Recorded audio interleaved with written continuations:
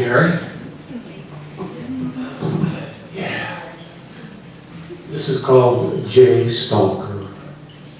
It was a steamy and stifling night. From my surveillance point in the woods, I could see trails of heat rising from the ground. My black cotton polo was soaked. It adhered to my body like shrink wrap. The forecast said it would be a clear night, perfect conditions for getting that incriminating photo. But I hadn't counted on 100% humidity. Now, with the sun going down and the ground cooling off, the radiation fog was beginning to rise like a slinking cat looking for a leg to rub against. The lens on my camera was getting murky. I'd have to get closer to get my photo. I removed the camera from the tripod, wiped the lens, and slowly cut down the hillside towards the open window. I was almost there when a man stepped out of the shadows and blocked my path. "McCary," he said. "No." I shook my head and started to push past him, and he said, "McCary," again, thickly, and then he crumbled to a heap on the ground. Suddenly, everything was getting foggy, just like the boundary between illusion and reality.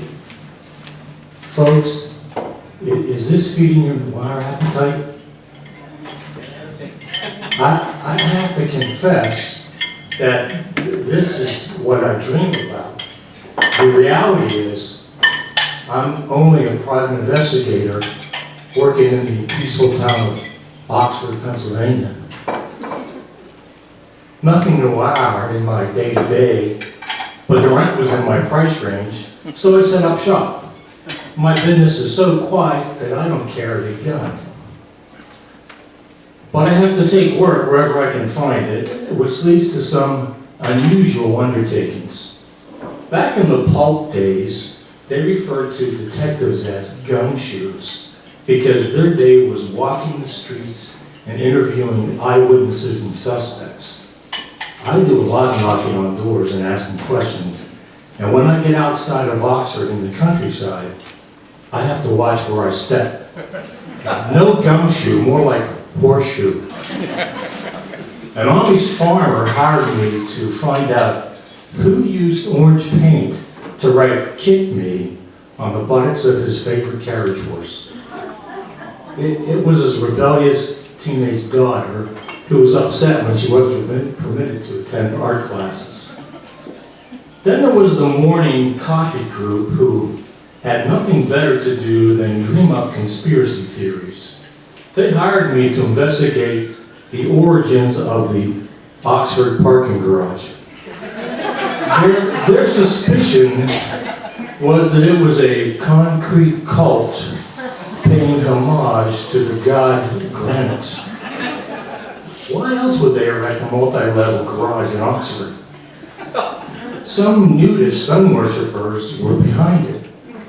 They wanted a spot to lay their beach towel since this was the highest elevation in town. But those coffee grinders didn't give up.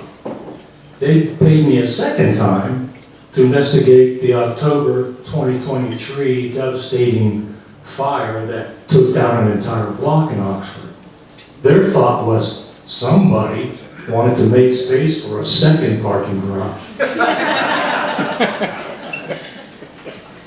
A more recent job was for a local political party whose yard signs were being vandalized. Someone had changed the first letter of the candidate's name from a T to a G and added a Y at the end. So now it said Grumpy. On the sign that included the running mate, the first letter of his name was turned from a V into a P, and the last letter was changed to a T, and an S was added at the end, so the full sign read Grumpy Pants. On inspection, I noted that the paint was orange. You guessed it, the work of that same rebellious Amish girl. It's a small town. I think you're getting the picture. There's just not much good work for me in Oxford. I also get hired to vet people. In today's society or world, if someone's dedicating themselves to community service, like Boy Scout, Girl Scout leader, sports coach, or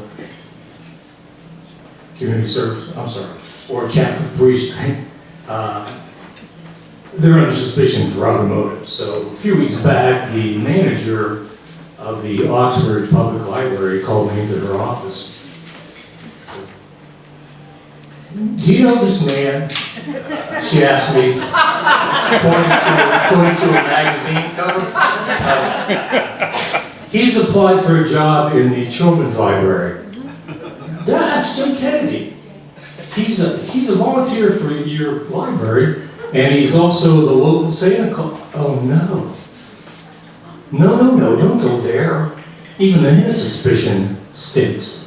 It's not the children we're worried about, it's the moms. What?